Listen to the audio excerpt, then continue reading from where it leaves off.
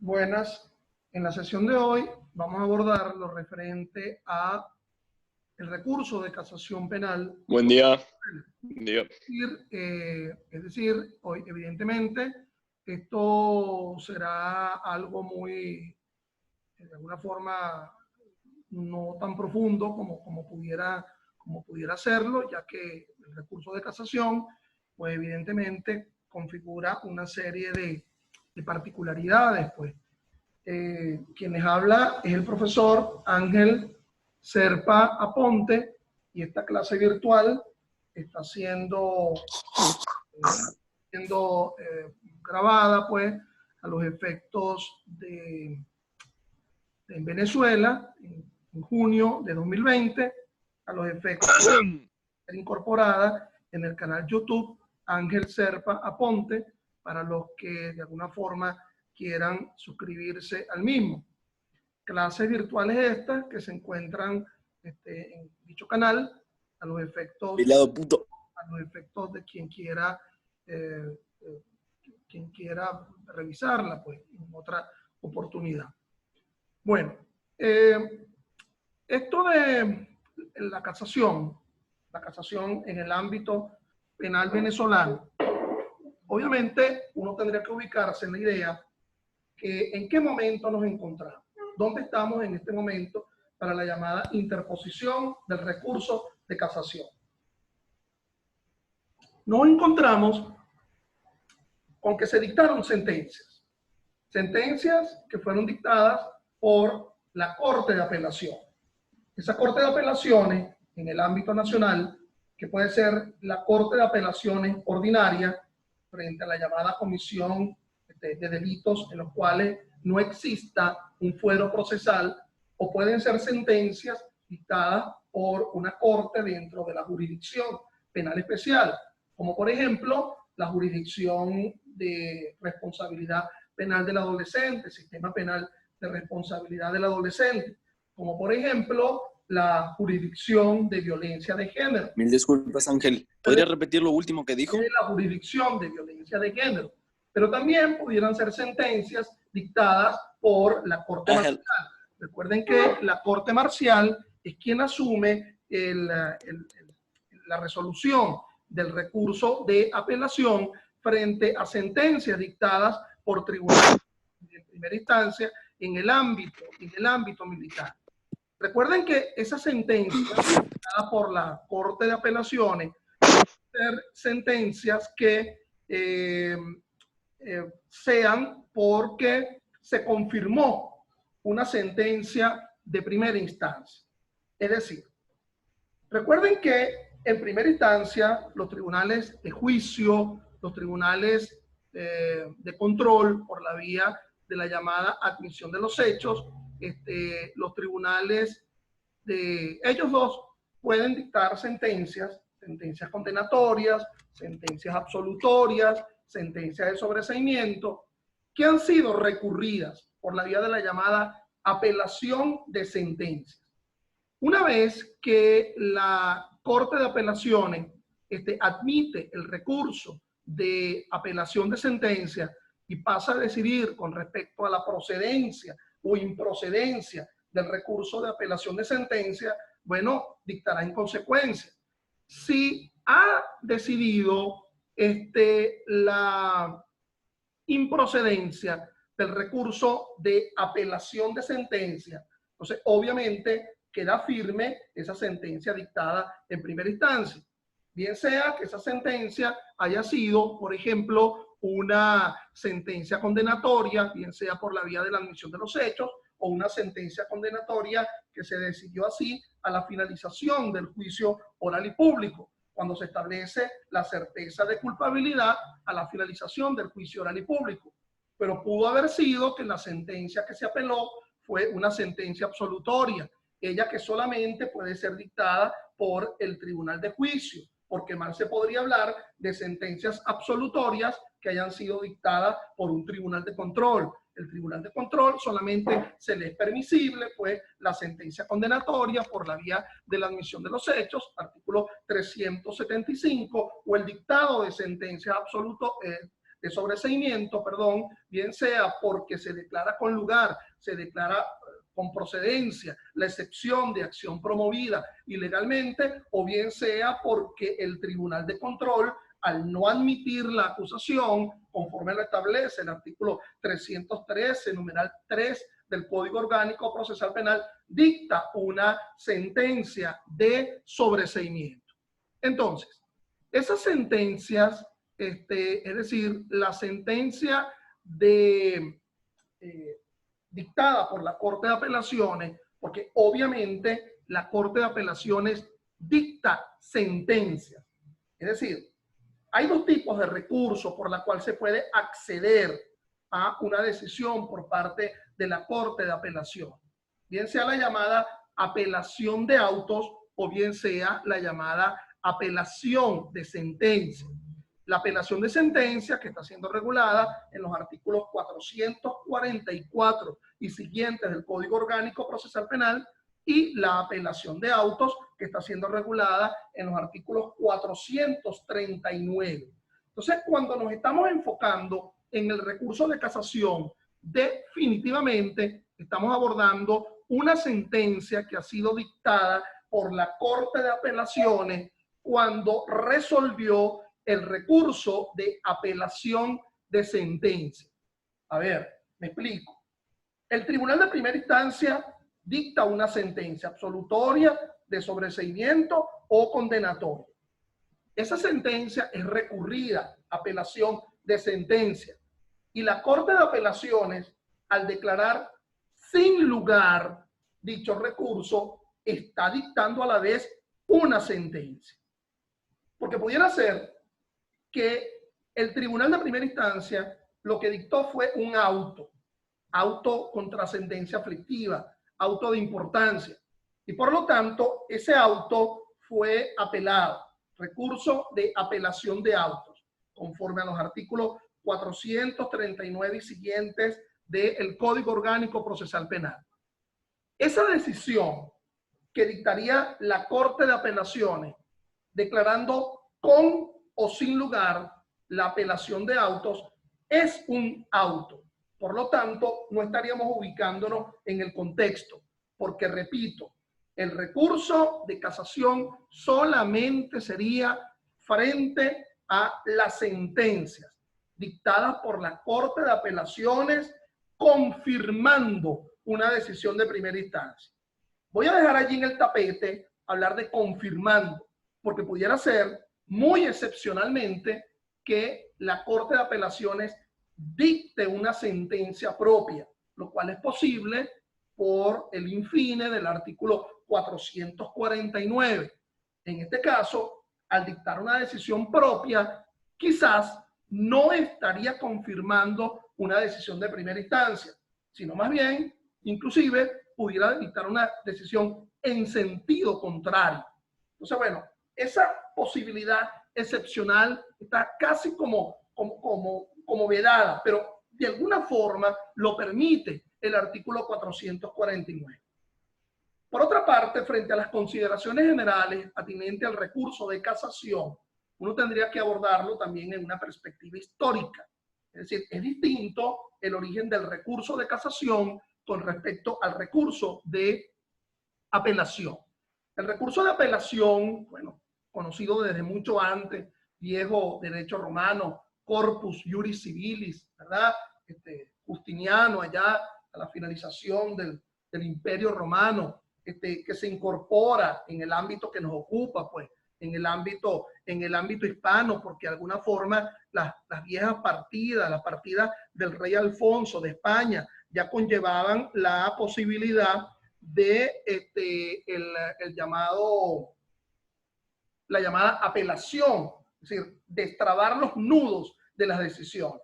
Es decir, tiene un origen un tanto antiguo, no es una cosa relativamente reciente en el ámbito del derecho. En cambio, el recurso de casación o la casación en sentido global, y aquí estamos arrimando la brasa solamente hacia la casación penal, el recurso de casación penal que se encuentra descrito en el Código Orgánico Procesal Penal. Pero bien saben ustedes que allí está el Tribunal Supremo de Justicia con sus salas casacionales, la sala de casación civil, la sala de casación social, ¿verdad? También la sala de casación penal, en donde el tema de la casación, bueno, tiene un tratamiento muy antiguo, muy sistemático, y decía yo que el origen de esta casación en el ámbito internacional más bien se remonta al ámbito del Código Civil francés. Es decir, ese Código Civil francés, ¿verdad? Que a partir de los primeros años del siglo XIX, ¿ok? A través de la codificación napoleónica, empezó a estructurarse la casación. La casación en el ámbito internacional formaba parte más bien, era del poder legislativo. Es decir, a diferencia de lo que pudiera entenderse, esa casación formaba parte del poder legislativo, ese origen externo, internacional, a partir de la codificación francesa, ¿verdad? Los códigos napoleónicos, porque se quería que la casación perteneciera, digamos, a ese poder legislativo en donde se estructura el concepto de república, con un poder legislativo que hace las leyes, con un poder judicial que administra justicia, con un poder ejecutivo que realiza el acto de gobierno, porque la casación iba a ser como una especie de alada de oreja, ¿ok? A los jueces en la interpretación de las normas.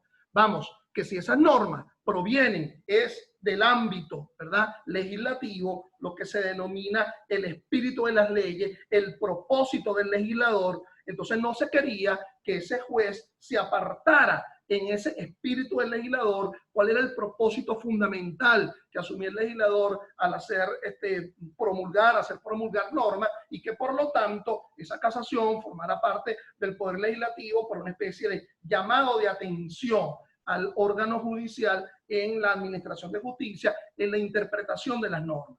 Por eso es que ustedes ven que las causales para interponer el recurso de casación estaría como francamente vinculada a la corrección del mal o del buen uso del derecho. Se dice que es un recurso de derecho exclusivamente porque en principio a través del recurso de casación no estaríamos tocando los hechos. Es decir, no vamos a pretender en una audiencia del recurso de casación estar abordando aspectos que definitivamente están vinculadas a la llamada probanza de los hechos, siendo que esa probanza de los hechos debió haber ocurrido en el juicio oral y público, porque conforme pues en la parte final, el infine del 312 del COP, bueno, se establece que no podrá realizarse en ninguna otra audiencia lo que le es inherente específicamente al juicio oral y público. ¿Y qué es lo que le es inherente al propio juicio oral y público? Bueno, lo que le es inherente al propio juicio oral y público es la fiabilidad de la prueba, el análisis sobre la llamada fiabilidad de la prueba. Entonces, por ello que también en la entrada en vigencia del Código Orgánico Procesal Penal, se dice que los tribunales superiores, que en este caso serían las cortes de apelaciones, se han vuelto como una pequeña casacioncita. Se le critica, ¿verdad?, que es una especie de casacioncita, porque solamente estaría reconociendo el mal o el buen uso del derecho por parte de los tribunales de instancia, ¿ok? Bueno, entonces, ello como presentación del llamado recurso de casación, que obviamente, mis estimados, es un recurso que se puede vislumbrar, que se puede analizar en muchas variables, no solamente en la variable instrumental específicamente del recurso, sino en la estructuración de la Sala de Casación Penal del Tribunal Supremo de Justicia. Recuerden ustedes que está integrado por 5 magistrados en las últimas reformas de la ley orgánica del Tribunal Supremo de Justicia. Se configura esa conformación impar, pues sigue siendo impar, ¿verdad?, de la configuración de la Sala de Casación Penal del Tribunal Supremo de Justicia, a diferencia de cuando comenzó a establecerse ese Tribunal Supremo de Justicia con ese nombre, porque antiguamente era la Corte Suprema de Justicia con solamente 3 magistrados de forma impar. Es obvio que si son 5 los magistrados, la mayoría de 5 sería 3, que por lo menos 3 magistrados que integran la Sala de Casación Penal deberían estar de acuerdo con la propuesta que hace el ponente en cada una de las salas casacionales, en cada uno de los tribunales colegiados, y colegiados asumiéndose la idea de que está conformado por más de un juez. Entonces, ese es el concepto de tribunal colegiado. Evidentemente no voy a caer en el chiste común, ¿verdad? Decir colegiado, bueno, porque ha pasado por una escuela, aunque a veces se cuestiona, ¿verdad? Si siquiera por una escuela se ha pasado. Pero bueno, en fin, harina de otro costal. Entonces, en todo caso, esa conformación impar conduciría a que la mayoría de 5-3 por lo menos estén de acuerdo con la propuesta del ponente, ¿verdad? Pudiera ser que alguien, uno de esos magistrados, dicte un voto salvado, está completamente en desacuerdo, es decir, ni en la parte emotiva, ni en la parte dispositiva del fallo, o puede ser que alguien se pronuncie a través de un voto concurrente. En el voto concurrente estoy de acuerdo con la dispositiva, pero no estoy de acuerdo con la motivación. Es decir, no estoy de acuerdo con ese resultado sobre la base de otra motivación. Entonces, bueno, atendiendo todo lo anterior, de nuevo los ubico, los pongo en contexto. A lo mejor aquí hay personas que me están escuchando que apenas son alumnos de la universidad, a lo mejor algunos ni siquiera han estudiado Derecho Procesal Penal siquiera, o algunos pues son profesionales del derecho y les parecerá esto como un lugar común, ¿verdad? Como algo, ponerse a explicar tal nivel desde las letras iniciales del proceso penal para poder ubicarnos en contexto. Pero es que yo creo que, de nuevo, repito, para poder acceder a ese recurso de casación, nos encontramos con sentencias dictadas por las Cortes de Apelación, bien sea dentro de la jurisdicción ordinaria o bien sea dentro de la jurisdicción especial. No autos, ¿ok? Por otra parte, mal se podría acudir al recurso de casación si lo que dictó la Corte de Apelaciones fue una decisión, aunque se llame sentencia, en un procedimiento de amparo. Recuerden que las Cortes de Apelaciones también pueden conocer la incidencia de amparo, el llamado amparo contra decisión judicial, conforme lo establece el artículo 4 de la Ley Orgánica de Amparo sobre Derechos y Garantías Constitucionales.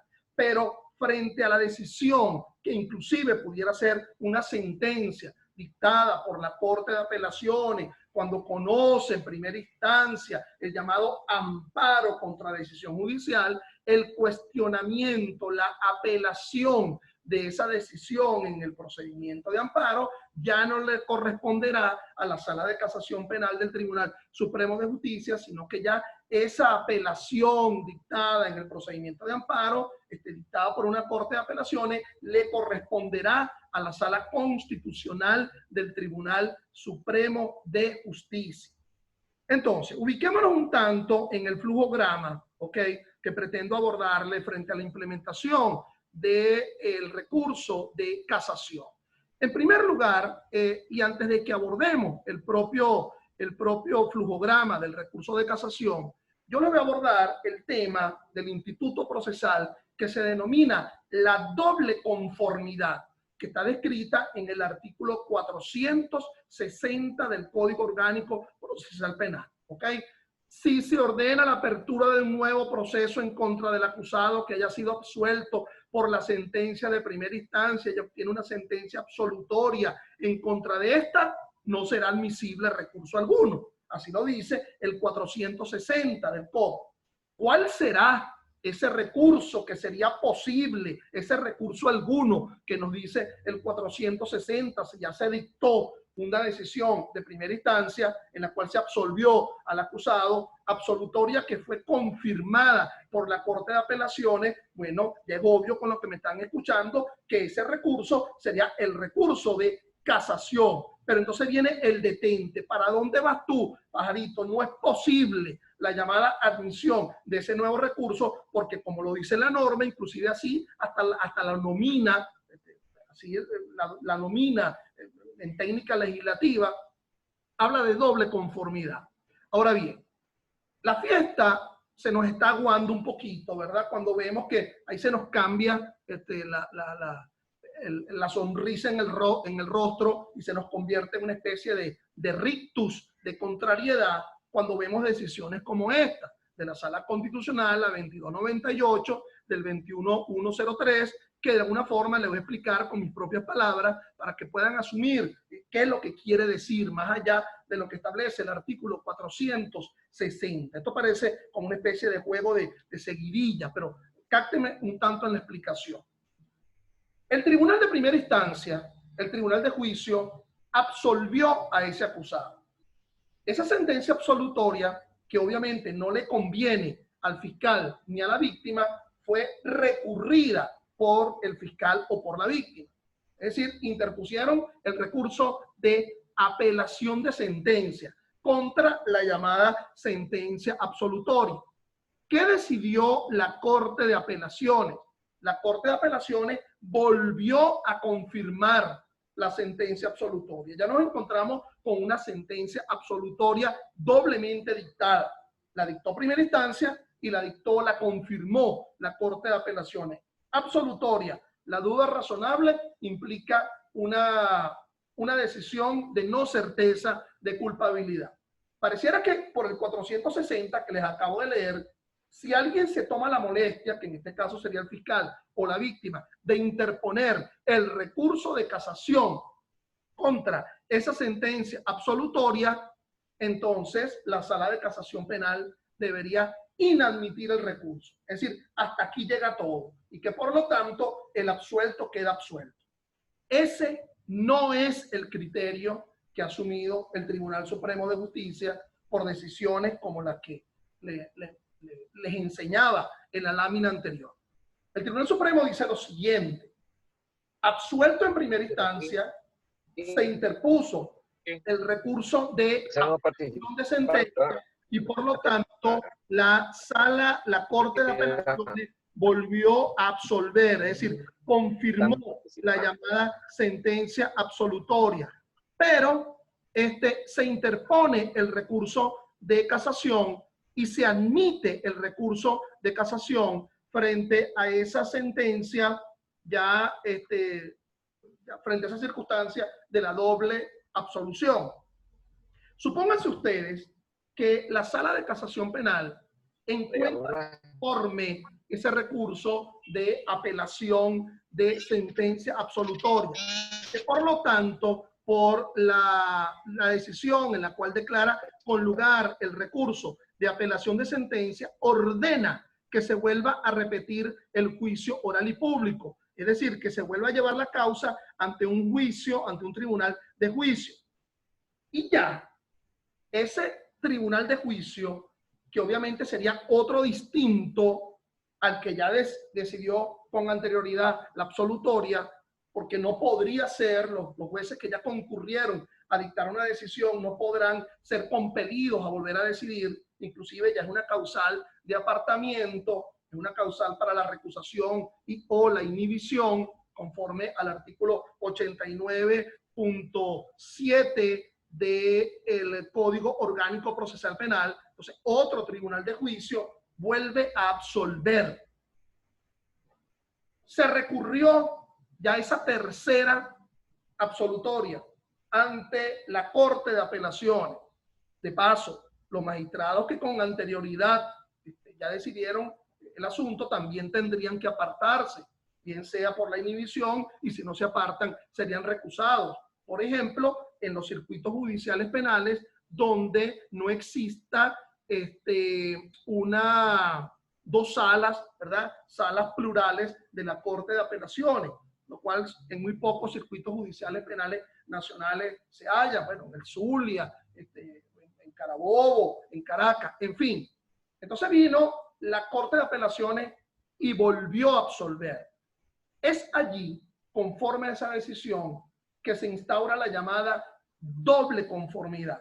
Y por lo tanto, ya sería imposible que la Sala de Casación Penal del Tribunal Supremo de Justicia siquiera admita el recurso de casación, porque ya ha sido 4 veces dictada una sentencia absolutoria. Es decir, que en lugar de hablar de una doble conformidad, estaríamos hablando de una tetra conformidad, y allí sí se impone la llamada, entre comillas, doble conformidad, o por lo menos los efectos que se verifican en el artículo 460, para que la Sala de Casación Penal del Tribunal Supremo de Justicia siquiera admita el recurso. A los efectos de esta grabación, como me ven que estoy aquí yo solito, pues, entonces agradezco, apaguen los micrófonos los que acceden a escuchar esta clase virtual. Entonces, ubiquémonos en esa doble conformidad.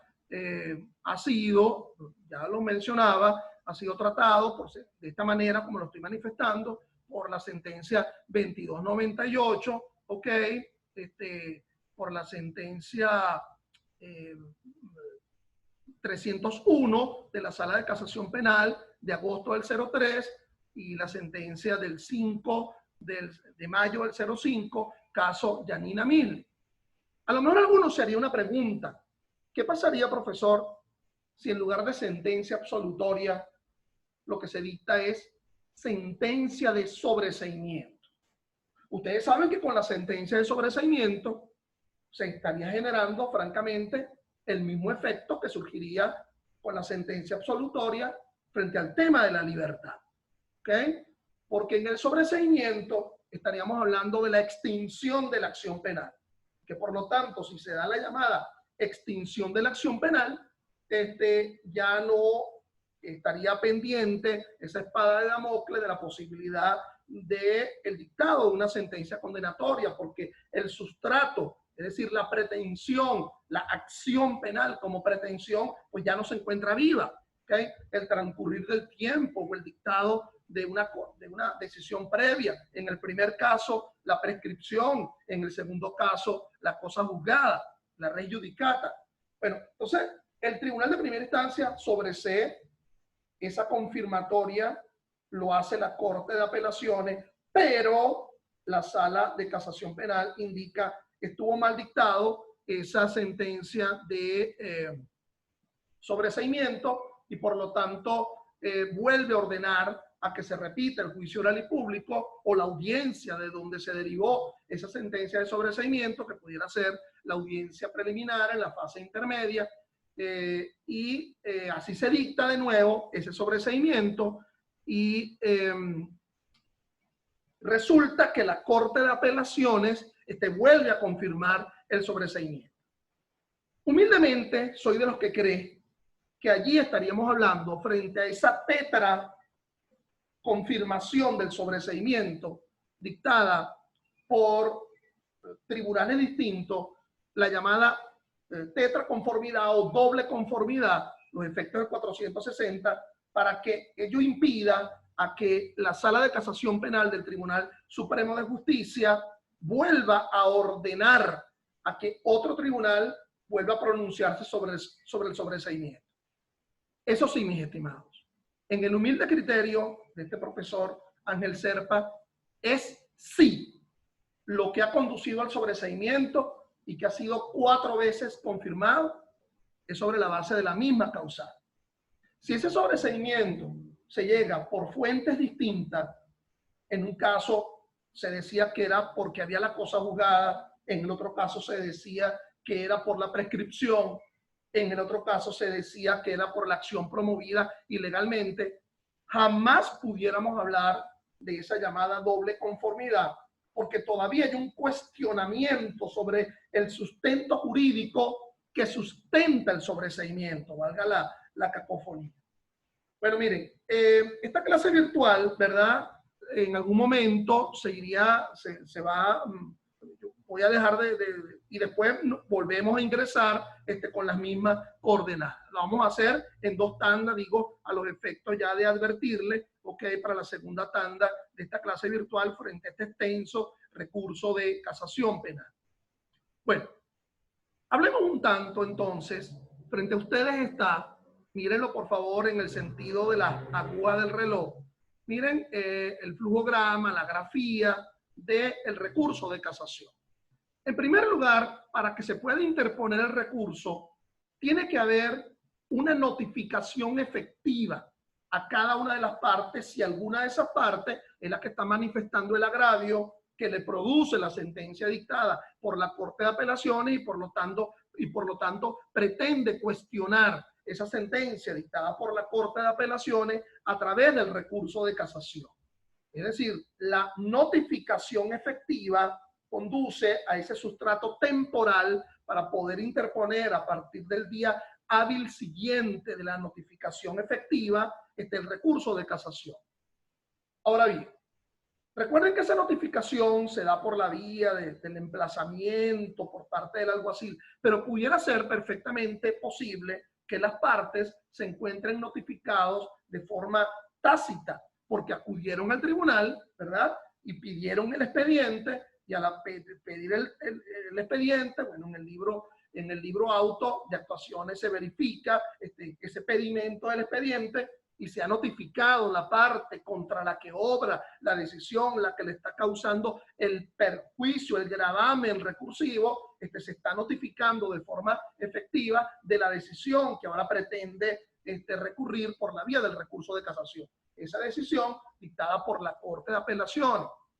Algunos me preguntarán, pero espérate, profesor, pero es que ellos están a derecho porque se asistieron a la audiencia, esa audiencia que está descrita en el artículo 447, 448, que fue realizada en la sala de la Corte de Apelaciones, ya están a derecho. Sí, está bien, pero es que no sabe qué va a decidir la Corte de Apelaciones, porque nada se indica que se va a pronunciar en la propia audiencia. Se tienen hasta 10 días hábiles después de esa audiencia para decidir. Entonces, en todo caso, a partir de la notificación, el día hábil siguiente, recuerden ustedes, conforme al 156, que en la fase recursiva son solamente días hábiles los días de despacho efectivo. Es decir, no se toma en cuenta ni sábado ni domingo, ni día de fiesta, o día donde esa sala de la Corte de Apelaciones, llámese Corte Marcial o Corte de Apelaciones de la Jurisdicción Especial, decidió, bueno, no despachar. Entonces, bueno, a partir de ese día hábil siguiente. En el caso del acusado, que ya estaría siendo condenado, ok, por la sentencia de la Corte de Apelaciones que confirma la condena de primera instancia, para que dicha parte pueda interponer el recurso de casación, no es solamente exigible que se haya notificado el defensor. Es decir, la necesidad del traslado para que se pueda posibilitar el recurso de casación contra la sentencia condenatoria ha sido decidido abiertamente por muchos fallos del Tribunal Supremo de Justicia. Además que por la expresa descripción del acto procesal en el Código Orgánico Procesal Penal, se asume la necesidad de que para que el condenado pueda interponer el recurso de casación a través de su defensor, tiene que verificarse la notificación efectiva y a partir de ese momento, por la vía del traslado, ¿verdad? Se podrá interponer el recurso de casación.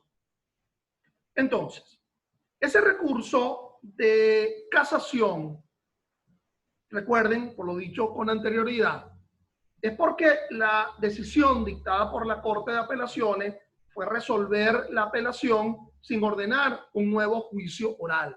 ¿Ok?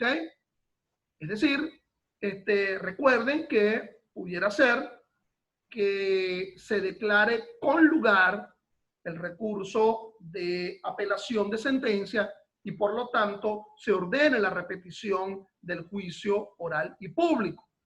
Eso no es lo que ocurrió. Es decir, se confirmó la sentencia dictada por la primera instancia, se confirmó y por lo tanto, al darse esa confirmación, bueno, esa decisión es una de las que es susceptible de ser recurrida en casación. Ahora bien, no todo tipo de decisión, no todo tipo de sentencia dictada por un tribunal de es decir, por una corte de apelaciones, es susceptible de ser recurrida en casación. Es decir, aquí existe una instrumentalidad de impugnabilidad objetiva, que es que si la sentencia versa sobre un delito que no supera a los 4 años en su límite máximo, no es susceptible el recurso de casación. No es admisible el recurso de casación. Es decir, imagínense ustedes que la sentencia fue absolutoria, pero el pedimento que hacía tanto el fiscal como la víctima para que fuese condenada, el acusado, para que fuese condenado el acusado, era por un delito que no supera los 4 años en su límite máximo. O definitivamente es condenado a una pena que no supera los 4 años en su límite máximo. Pues ya no es posible el recurso de casación. Algo así como que la Sala de Casación Penal del Tribunal Supremo de Justicia, en el conocimiento del recurso de apelación, no se va a ocupar de cosas, digamos, baladí, de poca significación, sino que solamente es posible frente a delitos que superen a los 4 años en su límite máximo. Pero ojo, pudiera ocurrir lo siguiente. Eso fue lo que se pronunció la Corte de Apelaciones, colocando la pena de 3 años, 9 meses. Pero el pedimento que hacía el fiscal del Ministerio Público o la víctima a través de su acusación particular propia era que se concediera una pena por un quantum superior, lo cual es posible dentro del tipo penal. Lo que pasa es que el juez tomó el término medio o tomó el límite inferior y no tomó el límite superior. Es decir, las circunstancias modificativas de la responsabilidad penal estaban siendo solicitadas de forma expresa por la parte acusadora. Por otra parte, fíjense, pudiera ser que esa Corte de Apelaciones, en la llamada, una variable de la acusación, ¿ok? Es decir, pudiera ser que esa Corte de Apelaciones volvió a decidir porque antiguamente, previamente, se resolvió el recurso de casación y lo que ordenó la Corte de Apelaciones era que otra sala de la Corte de Apelaciones decidiera. Y por lo tanto, esa nueva decisión, es decir, la llamada casación con reenvío, es la que ahora está siendo nuevamente cuestionada. Vamos a dejar esta parte de la clase virtual hasta